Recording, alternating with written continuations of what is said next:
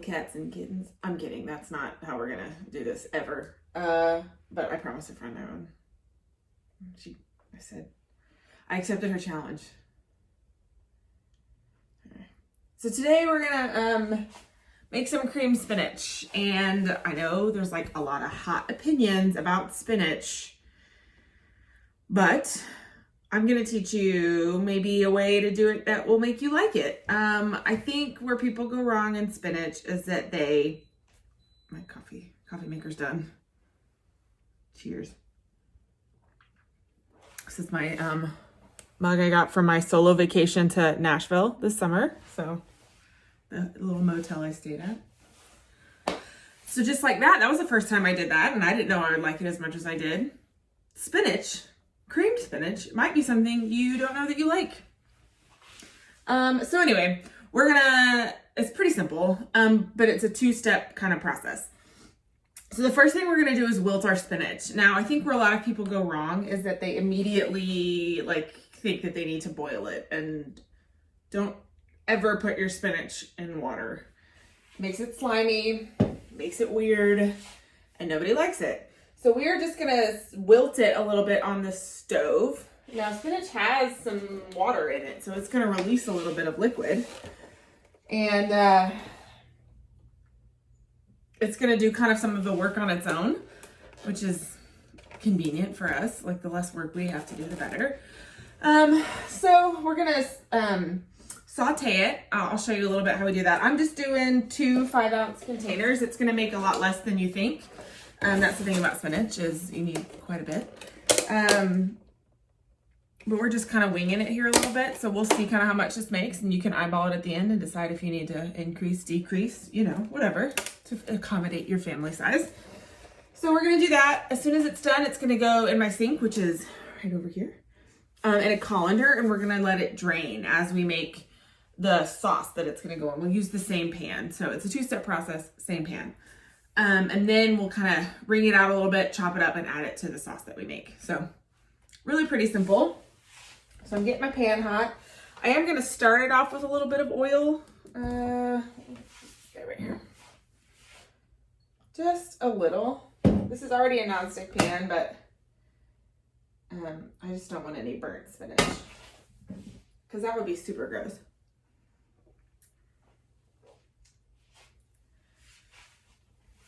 So I recently, while this is getting hot, my Keurigs died, and I just decided maybe I'm done with the Keurig. The pod thing, it's kind of, for me, seems wasteful, and even you can get the ones where you put your own in there, but that just seems, I don't know. I just think I'm moving away from the Keurig in my life. So I got a Ninja coffee maker system. It's pretty great. It has a little frother, and so you can froth the milk before you add your coffee, which is really cool. So one day next week, we're going to do a video on some of my favorite drinks to make. So get ready for that. All right, we got a hot pan.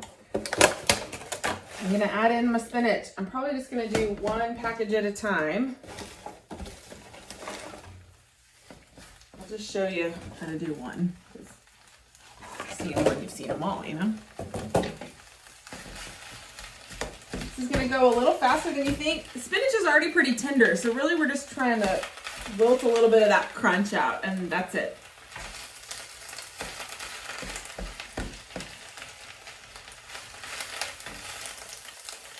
The bottom will start to wilt, and then you just kind of stir it. We've already got some pieces that are starting to tender up.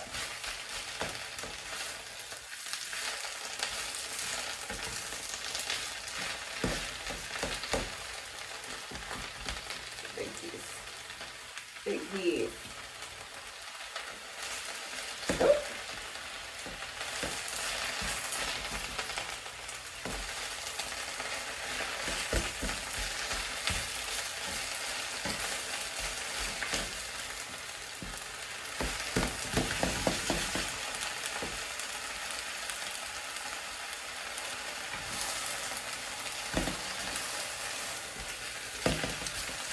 We've already got some nice wilty spinach from the bottom. All this is wilty, so we're just trying to get the rest of it that same way.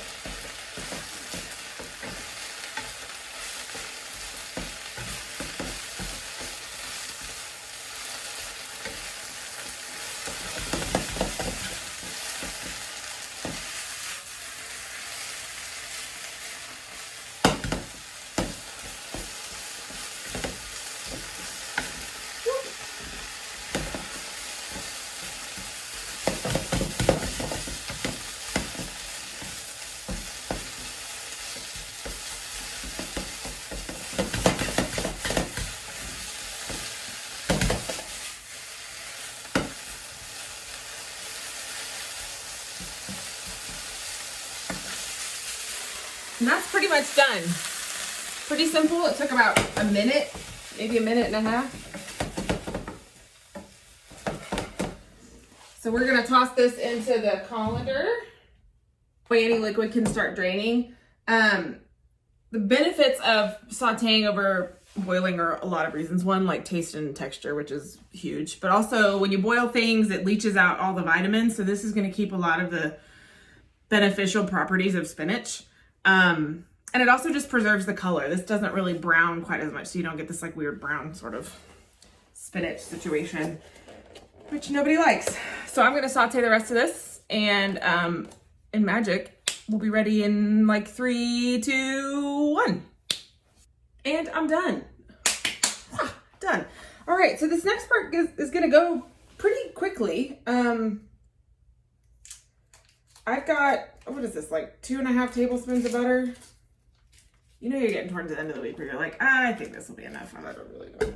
I mean, I'm like that anyway, but you know, particularly when grocery trips are few and far between.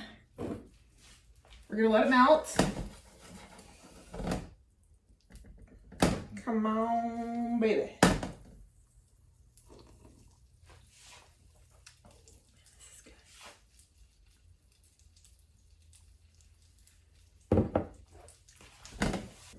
All right. Melted butter. Can you see it? Kind of. To it, we're gonna add about 1/2 of a yellow onion that I've diced. And we're just gonna cook those until they get kind of translucent, maybe a little bit of color on them, just because that equals a little bit of extra flavor as the sugars of the onion caramelize.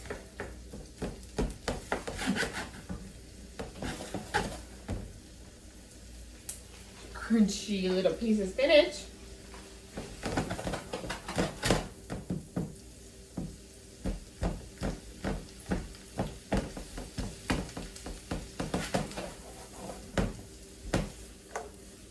See? Round in a circle, round in a circle, round in a circle. Oh. Y'all gonna get so good at this by the time this is all over with.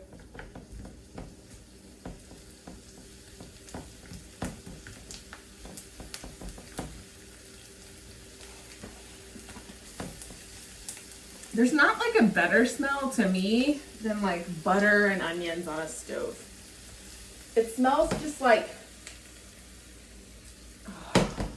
all good things start with some like butter and onions and maybe a little garlic.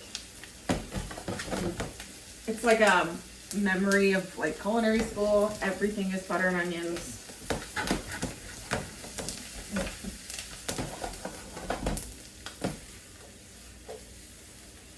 Things that remind us of things. Like a hot garbage smell always reminds me of camp. Good old hot garbage. This is essentially the things that my brain thinks that now, because you're here, I can say them out loud, like a stream of consciousness. So, thanks for joining. All right, I've got some nice translucent onions. Even around the edges, they're getting a little color, which is great. So we're essentially gonna make a bechamel, which we've done already when we made mac and cheese. So it's a little flour. Oh, it's fat, which is the butter. We're gonna sprinkle in a little flour, and we're gonna kind of let that cook a little bit.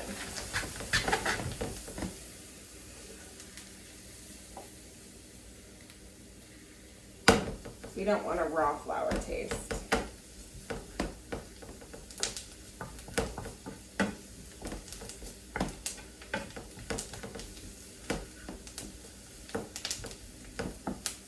There's something on the bottom of my pan. I can't quite tell. Oh, it's right here. Something is sizzling. And to it, I'm gonna add like equal parts milk and cream. I'm kind of eyeballing this, so let's see. We end up with, that's like maybe what, 3/4 cup of milk.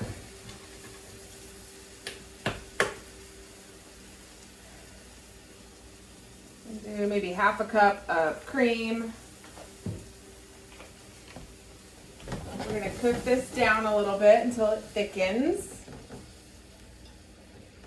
It's gonna heat up, it's gonna thicken.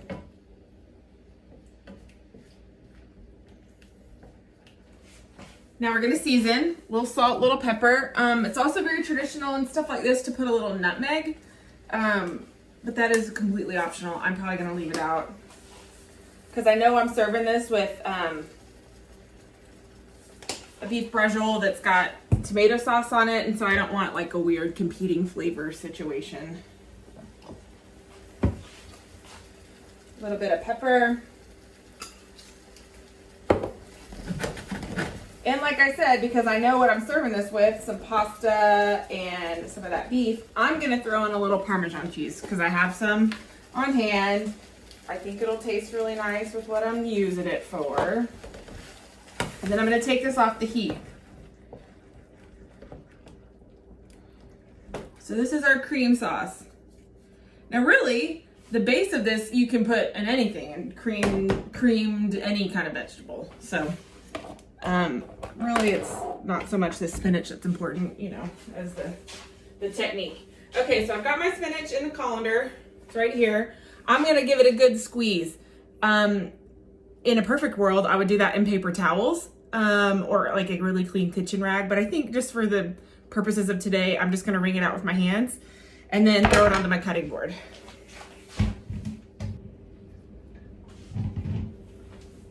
All right. So our 2 containers of spinach have given us this much. So it's really not a ton of spinach for what we're cooking. It's nice and creamy. You can for sure add more or less spinach to suit your taste. You could throw some bacon into here. So see, I've just taken my knife and kind of chopped it up a little bit. I'm gonna go back this way. And into the cream. So we're gonna, let me move you just a little bit so you can see what I'm doing. Oh, here we go. All right, so I'm gonna add my spinach. I'm just gonna let the residual heat up what's left.